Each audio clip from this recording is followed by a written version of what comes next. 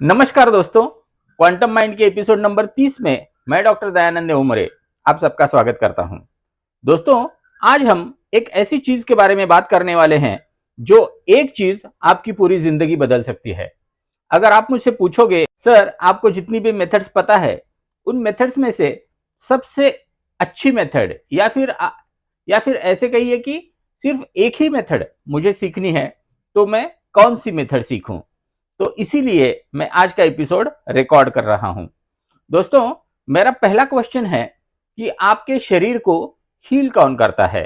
आपको शायद लगता होगा कि दवाइयां, ऑपरेशंस या फिर एक्सरसाइजेस ये चीजें हमारे शरीर को हील करती हैं, लेकिन ऐसा नहीं है। हमारे शरीर को खुद ही हील होना पड़ता है। ये बाकी चीजें उसको सिर्फ मदद कर सकती हैं। मतलब हमें अगर कोई जख्म होती है तो जख्म हील करने के लिए बॉडी को ही पूरी प्रोसेस करनी पड़ती है। अदरवाइज उस पे जो हम ऑइंटमेंट लगाते हैं या फिर कोई दवाइयां लगाते हैं तो वो सिर्फ उस हीलिंग प्रोसेस को मदद कर सकती है। तो हमारे शरीर में हीलिंग पावर अगर है, हमारा शरीर अगर खुद को हील करने में कैपेबल है, तो फिर हम बीमार क्यों होते हैं, हमारी बीमारियां और हील क्यों नहीं होती। शरीर का और मन का सबसे पहला काम अगर कोई होता है तो वो होता है सर्वाइवल, हमें जिंदा रखना। ये सबसे पहला काम होता है हमारे शरीर का और हमारे मन का भी। शरीर खुद को जिंदा रखने के लिए सभी प्रोसेसेस करता है, जैसे कि फूड एसिमिलेशन, ब्लड सर्कुलेशन, या जो भी कुछ अंदर हो रहा है, जो भी अंदर के ऑर्गन्स काम कर रहे हैं, वो सभी चीजें हमारे शरीर को हर रोज करनी पड़ती हैं। अगर हम सो भी जाते हैं तो भी हम सांस लेना नहीं भूलते। हमारा हृदय काम करते रहता है, हमारी किडनीज, हमारे लंग्स, हमारे लिवर सब काम करते रहते हैं। इसका मतलब बॉडी का सबसे पहला काम यह है कि हमें जिंदा रखना।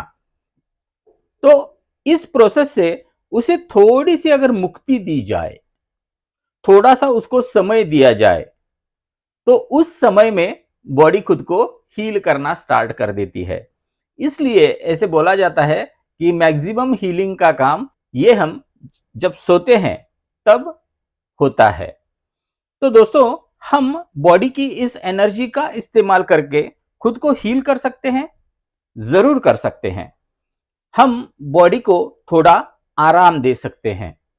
इसके लिए मैं एक एग्जांपल देता हूं कि हमारी बॉडी बीमारियां ठीक क्यों नहीं करती। दोस्तों, अगर अपने हॉल में बहुत सारी चीजें पड़ी हैं या फिर वो साफ नहीं है, स्वच्छ नहीं है, हॉल की सफाई करनी बाकी है, तो कितनी पॉसिबिलिटी है कि आप बेडरूम में कोई कबर्ड खोल के बैठे हैं कि इसको मैं पहले साफ करूं, बाद में मैं हॉल की तरफ देखता हूं। प्रायोरिटी में सबसे पहला काम कौन सा है? हॉल साफ करना। तो हम हॉल की तरफ ही ध्यान देंगे। अगर हॉल साफ सुथरा है तब हम दूसरी चीजों की तरफ ध्यान देंगे। हमारे बॉडी का भी बिल्कुल ऐसा ही है, वो प्रायोरिटी बेस पे काम करती है। सबसे पहली प्रायोरिटी कौन सी है? हमें जिंदा रखना। और जिंदा रखने के लिए जो भी प्रोसेसेस चल रही हैं उनको वैसे कंटिन्यू रखना, ये बॉडी का पहला काम है। इन प्रोसेसेस में बॉडी को आराम कैसे दे सकते हैं? हम बॉडी को बिजी कैसे रखते हैं? खाना खा के हम हमेशा कुछ ना कुछ खाते रहते हैं और बॉडी को उसको पचाना पड़ता है, मतलब बॉडी उसमें बिजी हो जाती है। तो अगर आप बॉडी को उस क्रिया से थोड़ा सा आराम देते हो तो बॉडी खुद ब खुद ठीक होना स्टार्ट हो जाती है। इसका साइंटिफिक प्रमाण भी है, जिसको ऑटोफैजी बोला जाता है, जिसके लिए नोबेल प्राइज दिया गया था। उसमें उस साइंटिस्ट ने बोला था, हम अगर अपनी बॉडी को कुछ देर तक आराम देते हैं तो बॉडी में जो सेल्स नए पैदा हो रहे हैं वो डिसीज फ्री पैदा होंगे और अपने बॉडी में जो टॉक्सिन है वो ऑटोमेटिकली रिलीज हो जाएगा। बाद में उसमें और संशोधन किया गया। एक डाइट की मेथड है जिसके बारे में मैं सेपरेट एक एपिसोड बनाऊंगा। तो उसमें 16 घंटे तक अपने पेट को आराम देना होता है। 16 घंटे तक अगर आप उपवास करते हो तो आपकी सभी बीमारियां ठीक हो सकती हैं। इसका मतलब बॉडी का जो मेडिसिन है बेसिक, वो है उपवास करना, फास्टिंग करना। अगर आप फास्टिंग करते हो तो उस पीरियड में बॉडी खुद ब खुद दूसरी चीजों की तरफ देखना स्टार्ट कर देती है। उपवास भी दो प्रकार के होते हैं। एक तरह का उपवास ऐसे होता है, जैसे अगर आपको एक बीमारी ठीक करनी है तो उससे रिलेटेड एक ही फूड खाने की परमिशन दी जाती है। जैसे कि आपको अगर वजन बढ़ाना है तो दुग्ध कल्प किया जाता है, सिर्फ दूध पी के उपवास किया जाता है। और अगर आपको वजन घटाना है तो आपको लौकी का जूस या फिर एशगार्ड का जूस लेके ही उपवास करना होता है। तो ऐसे उपवास का एक टाइप ये है। दूसरा टाइप ये होता है, अगर आपको पता नहीं है कि प्रॉब्लम क्या है और कैसे ठीक करना है, तो उस केस में बॉडी का इंटेलिजेंस खुद से काम करता है। उस उपवास में आप सिर्फ पानी पीते हो और बॉडी बॉडी खुद ब खुद अपना प्रॉब्लम ढूंढती है और उसको करेक्ट करती है। तो आप बोलोगे कि सर आप मेडिटेशन के बारे में बोल रहे थे, लेकिन ये क्या समझा रहे हो? जैसे हमारे बॉडी के डिसीजेस क्योर करने की पूरी एनर्जी या कैपेबिलिटी हमारे बॉडी में है, वैसे ही हमारे लाइफ का कोई भी प्रॉब्लम हो, हमारी कोई भी इच्छा हो, वो पूरा करने का पोटेंशियल हमारे मन में होता है। लेकिन हमारा मन हमारी इच्छाएं पूरी क्यों नहीं करता? जैसे बॉडी हील क्यों नहीं करती, ऐसे ही अपना मन अपनी इच्छाएं पूरी क्यों नहीं करता? और अगर मन अपनी इच्छाएं खुद ब खुद पूरा करने लगे तो इसके लिए क्या करना पड़ेगा? जैसे शरीर को ठीक करने के लिए उपवास है, वैसे ही मन को ठीक करने के लिए मेंटल फास्टिंग है। Mental fasting is meditation. मतलब ऐसे ऐसा एक सेंटेंस है कि जितना आप सोचते हो, आपके दो विचारों में बिल्कुल भी गैप नहीं है, तो आपके लाइफ में बहुत सारे प्रॉब्लम्स होते हैं। उसका उलट, अगर आप थोड़ी देर के लिए भी गैप तैयार कर सकते हो अपने दो थॉट्स के बीच में, तो उस गैप में चमत्कार होते हैं, उस गैप में प्रॉब्लम सॉल्व होते हैं, उसी गैप में हमारी इच्छाएं पूरी होती हैं। कैसे तैयार करना है ये गैप? इसके लिए सबसे पहले ये समझ लेते हैं कि मेडिटेशन में ऐसे बोला जाता है कि थॉट्स को पूरी तरह से निकालना होता है। नहीं, हमारा मन थॉट्स के बिना रह नहीं सकता, क्योंकि वो थॉट से ही बना है। और अगर थॉट कम हो जाते हैं तो it is considered as death of the mind. तो वो थॉट्स को कम नहीं होने देता। Thoughts can be replaced. हमारे मन में एक वक्त एक ही विचार रह सकता है, तो हम वो एक विचार कौन सा होगा वो डिसाइड कर सकते हैं। मैं अगर आपसे बोलूं कि हरे रंग के हाथी के बारे में मत सोचिए, तो आप उसी के बारे में सोचना स्टार्ट कर दोगे।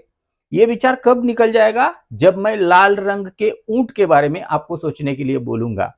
तो दोस्तों, आपके मन में विचार तो रहेंगे ही, लेकिन हमें उन्हें रिप्लेस करना है। जैसे हम उपवास के टाइम रेगुलर खाना खाने की जगह कुछ अलग हल्का फुल्का खाना खाते हैं, उसी तरह हम रेगुलर थॉट्स की जगह कुछ अलग थॉट्स करें। तो वो अलग थॉट्स भी कुछ वाइब्रेशन वाले अगर हो तो मेडिटेशन अच्छे से होता है। दोस्तों, हम कौन कौन से रिप्लेसमेंट थॉट को दे सकते हैं? इसके लिए नामस्मरण बोला जाता है।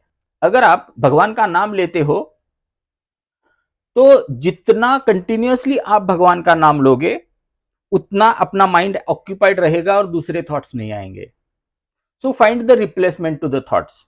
तो इसमें मंत्र जाप होता है या फिर दूसरे भी रिप्लेसमेंट इसमें हो सकते हैं। जैसे आपने अगर ट्रांसेंडेंटल मेडिटेशन और भावातीत ध्यान के बारे में अगर सुना होगा, जो महर्षि महेश योगी का है, जिस ध्यान के विधि पर, जिस मेडिटेशन पर सबसे ज्यादा रिसर्च की गई है, तो उस ध्यान में हमें एक ऐसा वर्ड बोलने के लिए बोला जाता है जिसका कोई मीनिंग नहीं है। मतलब अगर आप आंख बंद करके सिर्फ पत्थर पत्थर पत्थर पत्थर पत्थर ये भी बोलते हो, तो भी वो रिप्लेसमेंट है थॉट के लिए।